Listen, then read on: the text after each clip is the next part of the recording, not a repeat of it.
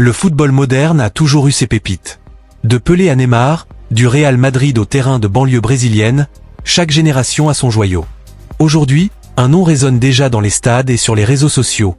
Andrick Felipe Moreira de Sousa, plus connu sous le simple prénom Andrick. Mais derrière le rêve madrilène, une étape essentielle s'impose, le prêt. Un passage souvent délicat, parfois décisif, dans la carrière des jeunes prodiges. Alors, que signifie vraiment Andrick en prêt? Pourquoi le Real Madrid, ou tout autre club européen, envisagerait-il cette option? Et surtout, quel impact cela peut-il avoir sur son avenir? Né en juillet 2006 à Brasilia, Andrick a grandi dans une famille modeste. Son père, Douglas, gardien de stade au Palmeiras, l'emmenait souvent avec lui. C'est là, au milieu des ballons, des pelouses parfois abîmées et des cages rouillées, que le petit garçon tombe amoureux du football. Très tôt, son talent saute aux yeux. Dribble déroutant, puissance physique rare pour son âge, instinct de buteur. À 10 ans, il est déjà repéré par Palmeiras. À 15 ans, il affole les recruteurs européens en marquant 165 buts en 169 matchs de jeunes. Sa réputation ne tarde pas à franchir l'Atlantique. Le Real Madrid, toujours attentif aux étoiles montantes, ne laisse pas passer l'occasion. En 2022, un accord est trouvé. Andrick rejoindra la Maison Blanche à sa majorité, en 2024. Montant du transfert, près de 60 millions d'euros. Une somme colossale pour un adolescent, preuve de l'attente gigantesque qui pèse sur ses épaules. Mais voilà, le Real Madrid, ce n'est pas n'importe quel club. C'est une machine impitoyable, où même les plus grands ont parfois trébuché. Vinicius Junior a mis 2 saisons avant de convaincre. Rodrigo alterne toujours entre génie et irrégularité. Martin Degar, recruté comme prodige à 16 ans, a dû passer par de longs prêts, Herenveen, Vitesse, Real Sociedad, avant de s'épanouir, mais à Arsenal, loin de Madrid. Dans ce décor, Andrick ne peut pas être précipité. Xabi Alonso, Florentino Pérez et toute la direction sportive le savent. Le lancer directement dans l'arène du Bernabéu pourrait être aussi dangereux que de ne pas lui donner assez de minutes. C'est là qu'entre en scène l'idée du prêt.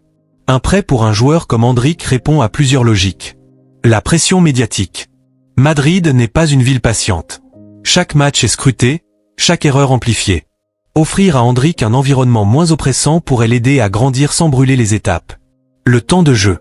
Avec Vinicius, Rodrigo, Mbappé, Bellingham qui occupent aussi des zones offensives, difficile de garantir à Andrick une place de titulaire dès son arrivée. Un prêt lui permettrait d'accumuler des minutes essentielles. L'adaptation au football européen. La vitesse, l'intensité, le jeu physique en Europe diffèrent du Brésil. Passer par un club intermédiaire, en Espagne, au Portugal ou ailleurs, faciliterait cette transition. Un schéma déjà éprouvé. De nombreux cracks ont transité par des prêts avant d'exploser. Degar, Courtois, Carvajal, Achraf Hakimi. Les spéculations vont bon train. Plusieurs destinations semblent possibles. Espagne, la Liga, club de milieu de tableau, idéal pour l'adaptation linguistique et culturelle.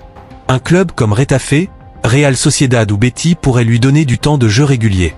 Portugal, Benfica, Porto, Sporting, une ligue réputée pour développer les jeunes talents sud-américains. Moins de pression qu'en Espagne, mais un championnat compétitif. France, Ligue 1, terrain fertile pour les jeunes, comme Neymar à ses débuts à Paris ou Haï, David et Mbappé dans des clubs formateurs. Pays-Bas, Eredivisie, championnat offensif, parfait pour un attaquant en apprentissage. Chaque option a ses avantages et ses risques. Prêter un prodige n'est pas toujours une garantie de réussite. Ressé, autrefois perçu comme le futur Cristiano, a vu sa carrière s'effondrer.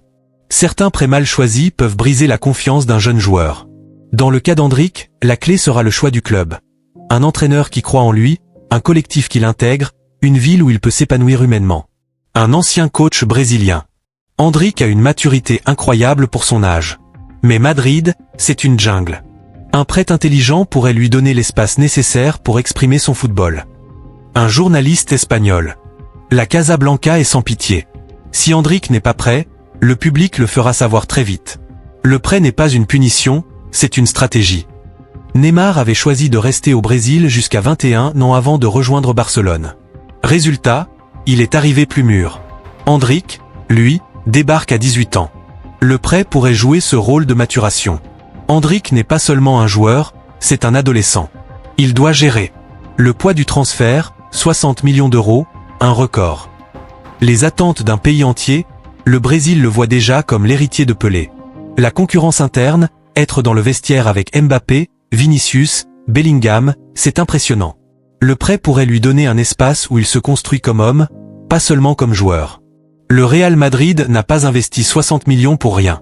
Le plan est clair, Endrick est censé devenir l'un des piliers de l'attaque future. Le prêt n'est donc pas une mise à l'écart.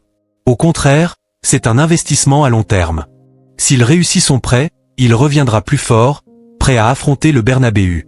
Derrière ce choix, il n'y a plus qu'un simple mouvement de mercato. Il y a la volonté de préparer un diamant brut à briller sous les projecteurs les plus puissants. Le chemin est encore long. Mais une chose est sûre, qu'il soit prêté à Lisbonne, Séville ou Amsterdam, Endrick est déjà l'avenir du football brésilien et mondial. Et le monde entier attend de voir comment s'écrira son histoire.